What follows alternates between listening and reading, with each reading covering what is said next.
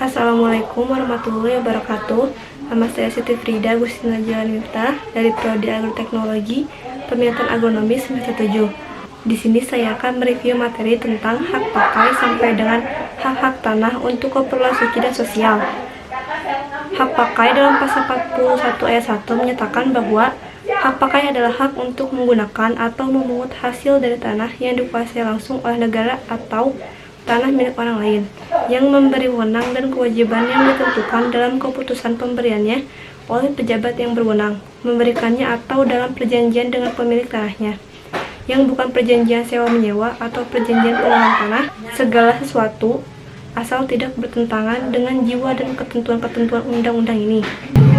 Untuk hak tanah atas pengelolaan memiliki jangka waktu paling lama 25 tahun dan dapat diperbarui jangka waktunya selama 20 tahun.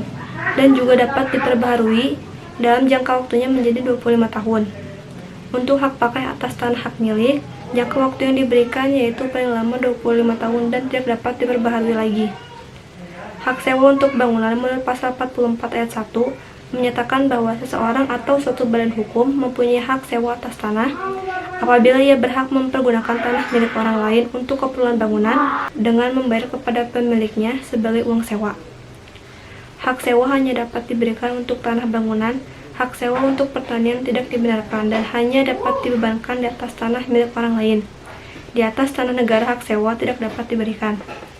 Hak membuka tanah dan memungut hasil hutan pada pasal 46 ayat 1 menyatakan bahwa hak membuka tanah dan memungut hasil hutan hanya dapat dipunyai oleh warga negara Indonesia dan diatur dengan peraturan pemerintah.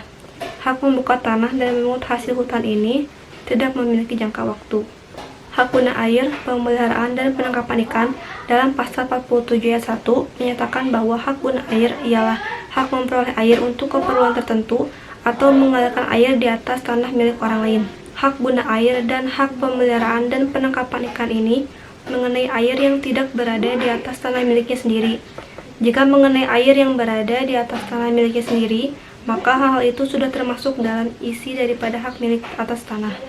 Hak guna ruang angkasa pada pasal 48 ayat 1 menyatakan bahwa hak guna ruang angkasa memberi wewenang untuk mempergunakan tenaga dan unsur-unsur dalam ruang angkasa guna usaha-usaha memelihara dan memperkembangkan kesuburan bumi, air, serta kekayaan alam yang terkandung dalamnya, dan hal-hal lain yang bersangkutan dengan itu. Ruang angkasa yang dimaksud adalah hak atas atmosfer. Hak-hak tanah untuk keperluan suci dan sosial dalam pasal 49 ayat 1 menyatakan bahwa hak milik tanah badan-badan keagamaan dan sosial sepanjang dipergunakan untuk usaha dan bidang keagamaan dan sosial, diakui dan dilindungi. Badan-badan tersebut dijamin pula akan memperoleh tanah yang cukup untuk bangunan dan usahanya dalam bidang keagamaan dan sosial.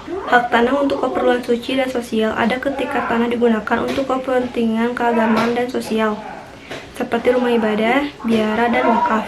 Sekian review materi pertemuan kelima. Terima kasih. Wassalamualaikum warahmatullahi wabarakatuh.